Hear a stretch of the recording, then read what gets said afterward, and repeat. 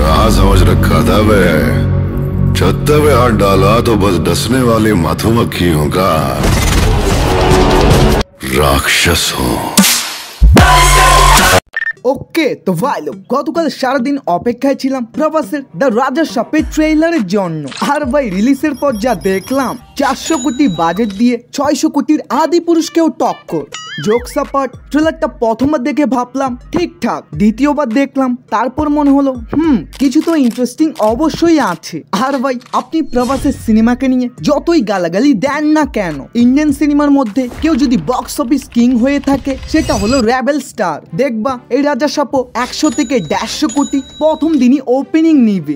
But এই ট্রেলারটা কেমন ছিল? ওয়েল, এই ট্রেলারটাকে আমরা যতটা খারাপ ভাবতেছি আসলে এটা অতটাও খারাপ না, কারণ এই সিনেমার ভিজুয়াল থেকে শুরু করে প্রভাসের ফানি রিয়াকশন ওগুলো তো ভালো ছিলই, কিন্তু লাস্টের ওই 1 মিনিট স্পেশালি প্রভাসের ওই বৃদ্ধ লুকটা দেখতে অসাধারণ লাগতেছে। তার উপর যেভাবে সিগারেটটাকে মুখের এক পাশ থেকে অন্যদিকে নিয়ে যাচ্ছে, ভাই সুপারস্টার রজনীকান্তের কথা মনে পড়িয়ে দিল। আর হ্যাঁ, অনেকগুলো ভিলেনদের যে হাভেলির উপরে উঠে দেন আবার নিচে ফেলে দেয়, this VFX is so amazing. কিন্তু এই সব কিছু ভালো থাকার পরেও পুরো ট্রেলারটাকেই খারাপ বানিয়ে দেয় প্রভাসের হিন্দি ডাবিং। মানে এখানে যে বেশ কয়েকটা ফানি ডায়লগ আছে ওগুলো প্রথমবার শুনে আপনি হাসবেনই না, সেম ডায়লগটাই কয়েকবার শোনার পর দেন আপনি হাসবেন। আই মিন দ্য রাজা সাপের 400 কোটি বাজেট, ভাই আর 1-2 কোটি খরচ করে প্রপার ডাবিং করিয়ে নিলে কি হতো? তার উপরে আবার সঞ্জয় দত্ত, ভাই এই মানুষটা এমন হয়ে গিয়েছে যেমন পরোটার সাথে তরকারি ফ্রি। মানে ম্যাক্সিমাম প্যান ইন্ডিয়া ফিল্মে দেখবেন তিনি থাকবেই।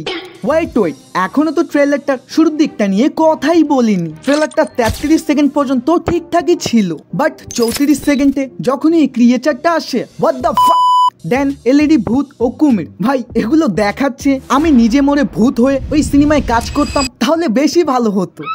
যাক বাদ দিন, হালকা একটু গল্পের সম্পর্কে বলি। ওয়েল, প্রভাসের ক্যারেক্টারটা নিজের লাইফে খুবই এনজয় করে, 2-3টা গার্লফ্রেন্ড পড়ে তো রাস্তাঘাটে কখনো গুন্ডামিও করে, কিন্তু মধ্যবিত্ত হওয়ার কারণে তার টাকার প্রয়োজন অনেক হয়। অ্যাট দ্য সেম টাইম হয়তো তার দাদি তাকে বলেছিল তাদের পূর্বপুরুষদের একটা হাভেলি আছে যার ভিতরে সোনা দানা টাকা অনেক আছে, যেটা শুনে আপনি আমি যেটা করতাম ওটা প্রভাসও করে, এবং এই হাভেলিতে ঢুকার পর তার লাইফ কিভাবে পরিবর্তন হয় ওটাই মূলত আমাদের এই সিনেমায় দেখানো হবে। কিন্তু আমি দেখে মজা পেয়েছি, কখনো মহলটা মরুভূমিতে পরিবর্তন হচ্ছে তো কখনো বরফের দুনিয়ায়।